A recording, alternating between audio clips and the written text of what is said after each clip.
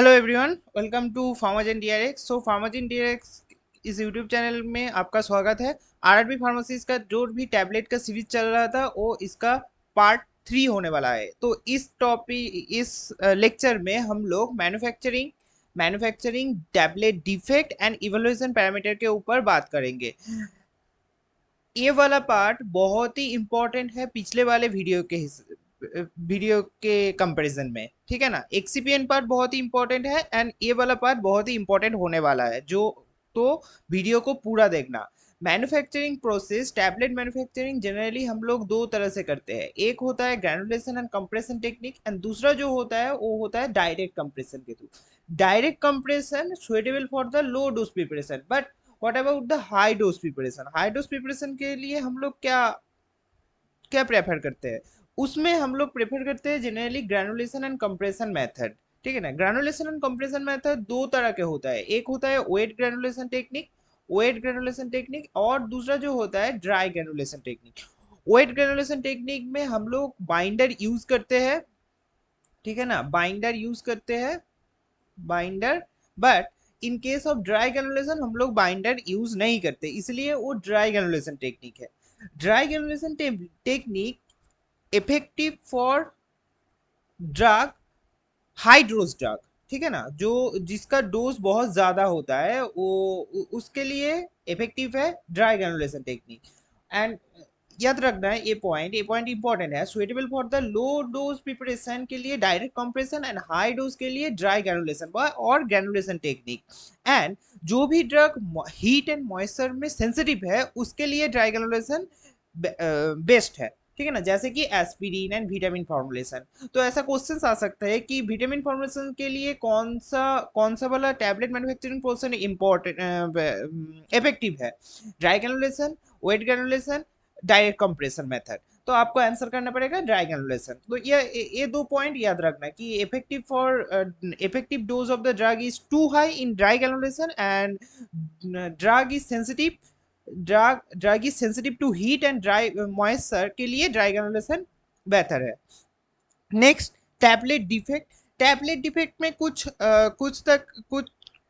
कुछ टाइप के डिफेक्ट होता है जिसको हम लोगों को ज्यादा से ज्यादा फोकस करना पड़ेगा, ठीक है ना। तो वो है कैपिंग के ऊपर हम लोगों को फोकस करना पड़ेगा। कैपिंग क्या है? कैपिंग एक ये टाइप का डिफेक्ट है। कैप पहले बोल देता हूँ कि टैबलेट डिफेक्ट में दो तरह का डिफेक्ट होता है। एक होता है मैन्युफैक्चरिंग डिफेक्ट एंड दूसरा जो होता है वो होता है टैबलेट कोटिंग डिफेक्ट। टैबलेट का कोटिंग डिफेक्ट होता है,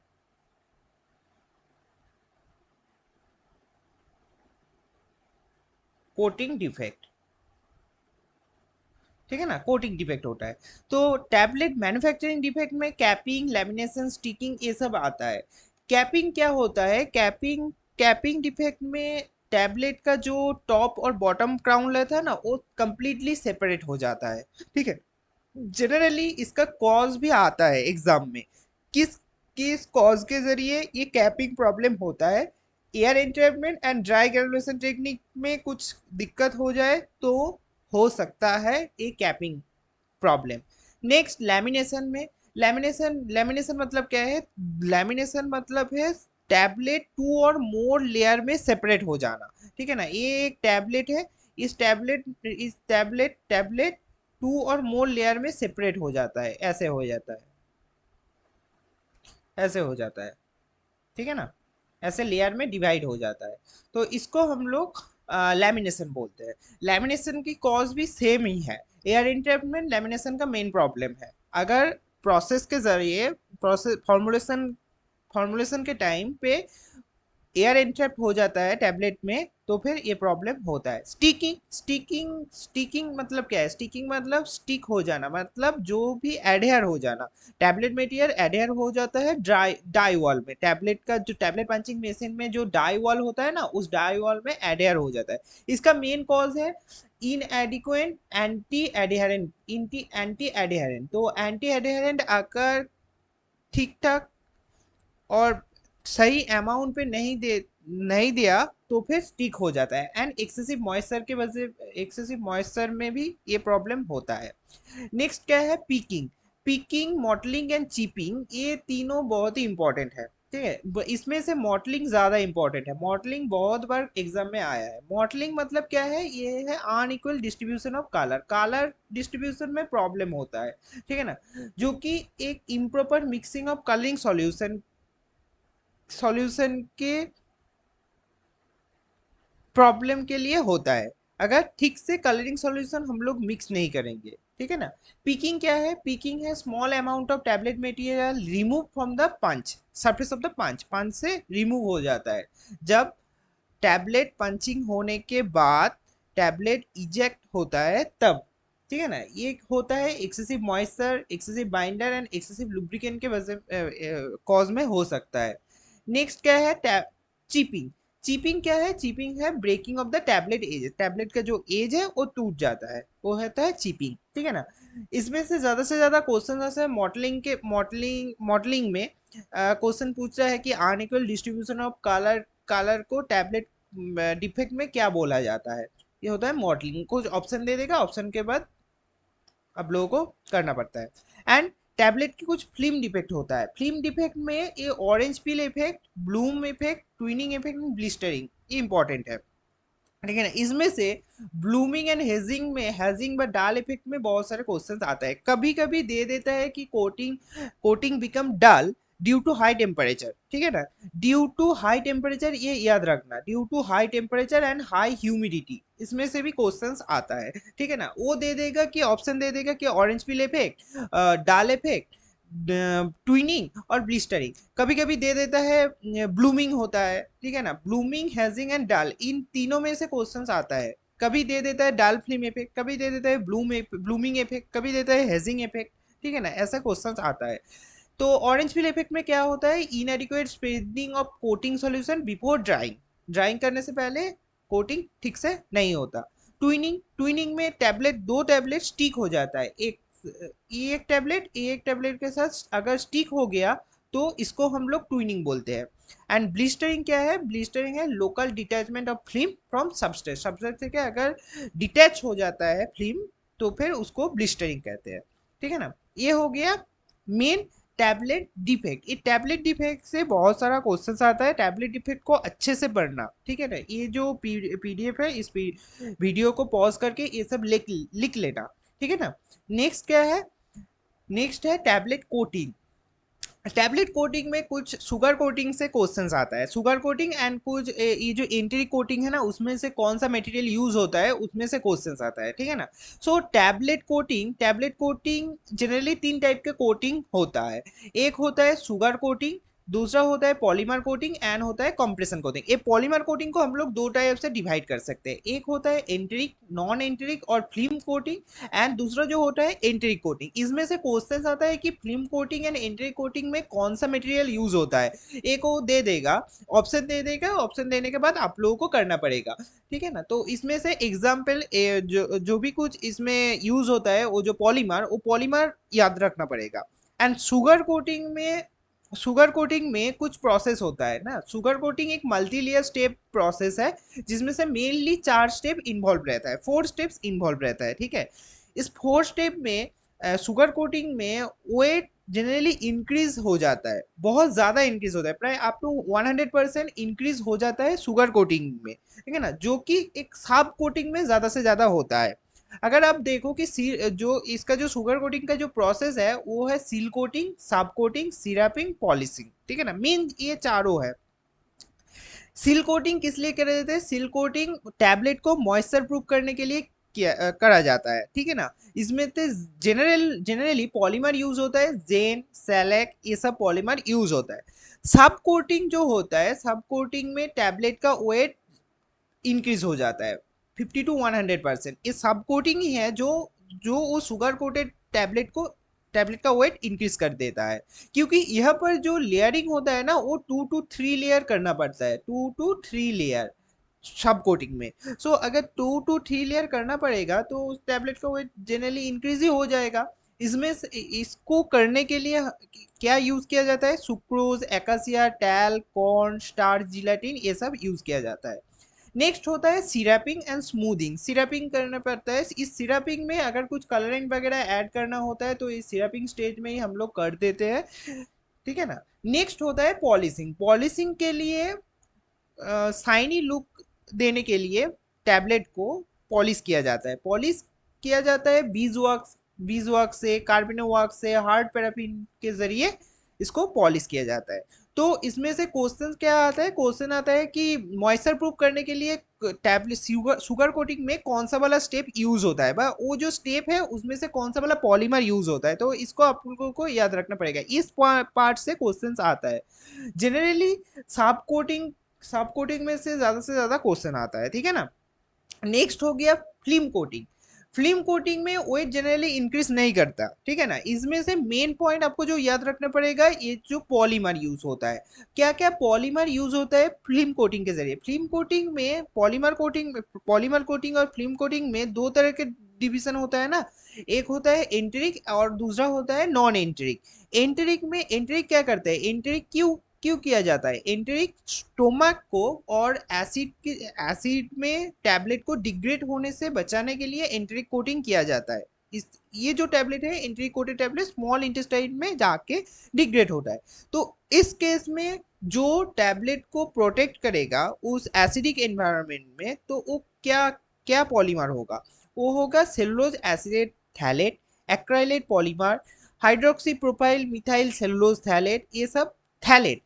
याद रखना लास्ट जो भी कुछ पॉलीमर होगा लास्ट में थैलेट रहेगा, ठीक है ना। जो अगर थैलेट रहेगा तो जान लेना कि वो एक एंट्री कोटिंग के पॉलीमर है, ठीक है ना। जो भी कुछ ऑप्शन रहेगा एग्जाम के लिए, एग्जाम में, ठीक है, वो सब ऐसे रहेगा कि HPMC, ठीक है, तो फिर रहेगा पॉविडीन, फिर रहेगा एक थैलेट वाला ऑप्शन जरूर रहेगा, ठीक है ना। नेक्स्ट क्या है, एंट्री कोटिंग के लिए जो सेलुलोज डेरिवेटिव है, जैसे कि hydroxy propyl methyl cellulose, methyl hydroxy ethyl cellulose, povidone, ये सब सोडियम कार्बोक्सी मिथाइल सेलुलोज, ये सब जो है वो एंट्री कोटिंग के लिए सुइटेबल है। एंड ये जो फिल्म कोटिंग है, फिल्म कोटिंग में जनरली पॉलीमर यूज करते हैं, सॉल्वेंट यूज करते हैं, ओपेक एक्सटेंडर यूज करते हैं, उसमें टाइटेनियम डाइऑक्साइड इंपॉर्टेंट है। टाइटेनियम डाइऑक्साइड जस्ट एक एग्जांपल याद रखना, ये ओपेक एक्सटेंडर में टाइटेनियम डाइऑक्साइड। सॉल्वेंट में क्या यूज करते हैं, वाटर, इथेनॉल, मिथेनॉल, आइसोप्रोपानॉल, ये सब यूज करते हैं, ठीक है ना। एंड प्लास्टिसाइजर में ग्लिसरीन, ग्लिसरीन को याद रखना एज ए प्लास्टिसाइजर टैबलेट में यूज करते हैं, ठीक है। तो ये रहेगा basic part. Basic part tablet coating में जनरली इस entry coating and non entry coating से ही क्वेश्चंस पूछता है एग्जाम में, ठीक है। नेक्स्ट क्या है, नेक्स्ट है इवैल्यूएशन पैरामीटर। अब इवैल्यूएशन टैबलेट प्रिपेयर हो गया, अब टैबलेट ठीक से प्रिपेयर हुआ कि नहीं इसको टेस्ट करना पड़ता है, ठीक है ना। इसको टेस्ट करने के लिए हम लोग इवैल्यूएशन पैरामीटर और क्वालिटी कंट्रोल टेस्ट करते हैं टैबलेट में। टैबलेट में दो तरह के क्वालिटी टेस्ट के लिए दो तरह के टेस्ट होता है। एक होता है ऑफिशियल टेस्ट जो कि IPBP और USP में मेंशन है, एंड दूसरा जो होता है अनऑफिशियल टेस्ट, ठीक है ना। अनऑफिशियल टेस्ट में हम लोग शेप, उस टैबलेट का जो शेप एंड साइज है उसको चेक करते हैं, कलर ठीक से स्प्रेड हुआ कि नहीं उसको चेक करते हैं। नेक्स्ट हार्डनेस टेस्ट को करते हैं। इसे हार्डनेस टेस्ट एक अनऑफिशियल टेस्ट है, इसको अच्छे से याद रखना, ठीक है ना। नेक्स्ट ऑफिशियल टेस्ट में हम लोग उसका वेट चेक करते हैं, कंटेंट या कंटेंट ठीक से है कि नहीं वो चेक करते हैं, फ्राइबिलिटी टेस्ट करते हैं, डिसइंटीग्रेशन टेस्ट करते हैं, डिसोल्यूशन टेस्ट करते हैं। एक्चुअली ये जो फ्राइबिलिटी टेस्ट है 2010 के 10 से पहले ये एक अनऑफिशियल टेस्ट था। सिंस 2010 में ये IP में ऐड किया गया एज ए ऑफिशियल टेस्ट, ठीक है ना। ये जो 20 यूनिट, 30 यूनिट, 10 यूनिट लिखा है ना, इसका मतलब ये टैबलेट है, ठीक है ना। वेट वेरिएशन टेस्ट के लिए मिनिमम 20 टैबलेट हमको लेना चाहिए, 20 टैबलेट लेना पड़ेगा, ठीक है ना, वेट वेरिएशन टेस्ट के लिए।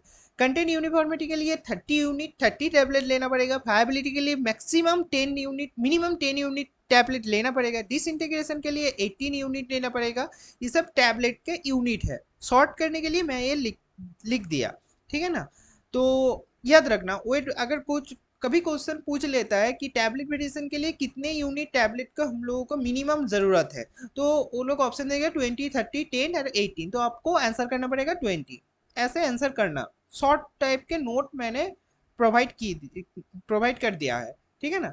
नेक्स्ट, टेस्टर को, ये जो टेस्ट करने के लिए, ये जो ऑफिशियल एंड अनऑफिशियल टेस्ट है, टेस्ट करने के लिए कौन से इंस्ट्रूमेंट का यूज करना पड़ता है उसको देखना पड़ेगा। इसमें से डिसोल्यूशन जो है ना, डिसइंटीग्रेशन एंड डिसोल्यूशन, इस ये बहुत ही इंपॉर्टेंट है, ठीक है ना। ये वाला पार्ट मैं बाद में आता हूँ, पहले देख लो कुछ कॉमन टेस्ट में। फ्राइबिलिटी टेस्ट में, फ्राइबिलिटी टेस्ट को करने के लिए हम लोगों को रॉज फाइब्रेटर को यूज करना पड़ता है। टैबलेट साइज को चेक करने के लिए माइक्रोमीटर और कैलिबर स्केल यूज करना पड़ता है। कलर यूनिफॉर्मिटी को टेस्ट करने के लिए रिफ्लेक्टेंस स्पेक्ट्रोमीटर, मेट्री नहीं है, स्पेक्ट्रोमीटर है ये, ठीक है ना। एंड माइक्रो रिफ्लेक्टेंट फोटोमीटर्स यूज करते हैं। एंड हार्डनेस के लिए मॉन्सेंटो अपैरेटस है, मॉन्सेंटो इंस्ट्रूमेंट है, फाइजर हार्डनेस टेस्टर है, स्ट्रॉन्ग कॉप है, ये सब यूज करते हैं। तो इसको अच्छे से याद रखना, हार्डनेस इसमें से इंपॉर्टेंट है एंड फाइबिलिटी इसमें से इंपॉर्टेंट है, ठीक है। नेक्स्ट आता है ये जो डिसइंटीग्रेशन एंड डिसोल्यूशन है, बहुत ही इंपॉर्टेंट है। डिसइंटीग्रेशन में 18 यूनिट टैबलेट को हम लोग लेते हैं, 18 यूनिट, ठीक है। 18 टैबलेट को लेना पड़ता है डिसइंटीग्रेशन टेस्ट, मिनिमम 18 टैबलेट को लेना पड़ता है डिसइंटीग्रेशन टेस्ट करने के लिए। और इसमें से जो है ये जो डिसइंटीग्रेशन टेस्ट है, डिसइंटीग्रेशन टेस्ट में बहुत सारा इंस्ट्रूमेंट यूज होता है, डिसइंटीग्रेशन apparatus यूज होता है, ठीक है ना। डिसइंटीग्रेशन में इंपॉर्टेंट पार्ट क्या है, जो वेरियस टाइप के टैबलेट है, टैबलेट को कोट करने के बाद जो टेस्ट टेस्ट करते हैं ना, उसमें से डिसइंटीग्रेशन टेस्ट में टाइम क्या रहेगा वो इम्पोर्टेंट है, ठीक है ना। जैसे कि अनकोटेड टैबलेट के लिए आईपी में 15 मिनट बताया गया है। मिनिमम डिसइंटीग्रेट होने के लिए 15 मिनट लगेगा एंड यूएसपी में 60 मिनट, शुगर कोटेड के लिए 60, फिल्म कोटेड के लिए आईपी में 30, एंटेरिक में 120, यानी कि 2 घंटे, ठीक है ना। ऐसे करके कुछ टैबलेट है, ये जो पूरा चार्ट है वीडियो को पॉज करके लिख लेना आप लोग, ठीक है ना। नेक्स्ट जो है डिसोल्यूशन टेस्ट के लिए apparatus बहुत इंपॉर्टेंट है। कौन से apparatus यूज होता है डिसोल्यूशन में, बहुत ही इंपॉर्टेंट है ये पार्ट। कैसे पूछते हैं कि टाइप 1 जो डिसोल्यूशन apparatus है आईपी में, उसका क्या नाम है, तो वो है paddle dissolution test apparatus। USP में उसका नाम है बास्केट डिसोल्यूशन टेस्ट apparatus, जो कि एक सॉलिड डोसेज फॉर्म के लिए सुइटेबल है। सेम टाइप 2 के लिए बास्केट एंड पैडल उल्टा हो जाएगा, टाइप 2 में उल्टा हो जाता है, आईपी में बास्केट चला जाता है एंड यूएसपी में पैडल चला जाता है, ठीक है। 3 है रेसिप्रोकेटिंग सिलेंडर, 4 है flow through cell apparatus as पर आईपी। इसको याद रखना, इसको लिख लेना, ठीक है ना। नेक्स्ट क्या है, नेक्स्ट जो पॉइंट है, 2 पॉइंट मैं छोड़ के आया हूँ, वो है कि ये जो हार्डनेस टेस्ट है, हार्डनेस जो कि एक अनऑफिशियल टेस्ट है, हार्डनेस टेस्ट में क्या क्या किया जाता है कि हार्डनेस टेस्ट, हार्ड टैबलेट कितना ज़्यादा हार्ड है, कितना ज़्यादा बाइंड किया है वो टैबलेट के एवरी पार्टिकल, तो उसको डिटरमाइन करते हैं टैबलेट के हार्डनेस टेस्टर के जरिए, ठीक है ना। इस हार्डनेस टेस्टर में हम लोग मॉन्सेंटो, फाइजर, ये सब टेस्टर यूज करते हैं। इसमें से क्वेश्चंस क्या आता है कि टैबलेट जो सॉफ्ट टैबलेट है उसका हार्डनेस का लिमिट कितना है, 2 kg, सस्टेनिटीज में 8 kg, जनरल में 5, हार्ड के लिए 6 एंड इफेक्शन के लिए 1.3 kg। ये जो पार्ट है ये इंपॉर्टेंट है, ठीक है ना, ये पार्ट। नेक्स्ट क्या है, नेक्स्ट है weight variation test. Weight variation test में ये एक ऑफिशियल टेस्ट है ना, ऑफिशियल टेस्ट में कितना ज्यादा परसेंटेज डेविएट करता है वेट वेरिएशन में, ये इंपॉर्टेंट है, ठीक है ना। लो वेट के लिए आईपी में अगर 80 mg रहना चाहिए एवरेज वेट एवरी टैबलेट का। कैसे किया जाता है ये देखो, टैबलेट के लिए वेट वेरिएशन टैबलेट के लिए 20 यूनिट टैबलेट यूज किया जाता है ना। इस 20 यूनिट टैबलेट का एवरेज वेट निकलना पड़ता है। एवरेज वेट में मिनिमम 80 mg ड्रग होना चाहिए और उसका लेस, एंड इसका जो परसेंट डेविएशन है 10%, प्लस माइनस 10% होगा तो सही रहेगा, इससे ज़्यादा होगा तो उस टैबलेट के बैच को हम लोगों को डिस्कस कर देना पड़ेगा। मीडियम वेट के लिए 7.5% परसेंटेज डेविएशन होना चाहिए एंड लार्ज साइज टैबलेट के लिए 5% टैबलेट डेविएशन होना चाहिए। ये डेविएशन वाला पार्ट बहुत ही इम्पोर्टेंट है, ठीक है ना, ये डेविएशन वाला पार्ट। तो ये जो है मेन पार्ट 3 का एवरी पार्ट बहुत ही इंपॉर्टेंट है, तो इस पार्ट को अच्छे से देखना, अच्छे से पॉज करके ये सब लिख लिख लेना, ठीक है ना। ओनली इम्पोर्टेंट पार्ट ही मैंने यहाँ पर डिस्कस किया है जो कि क्वेश्चंस आता है। नेक्स्ट हम लोग एक अलग से एक प्लेलिस्ट बना के एक क्वेश्चन के लिए प्रैक्टिस करने वाले हैं, ठीक है ना। वो क्वेश्चन को अच्छे से फॉलो करना, वहाँ पे मैं बहुत सारे क्वेश्चंस दे दूंगा, उस क्वेश्चन का आंसर भी बता दूंगा।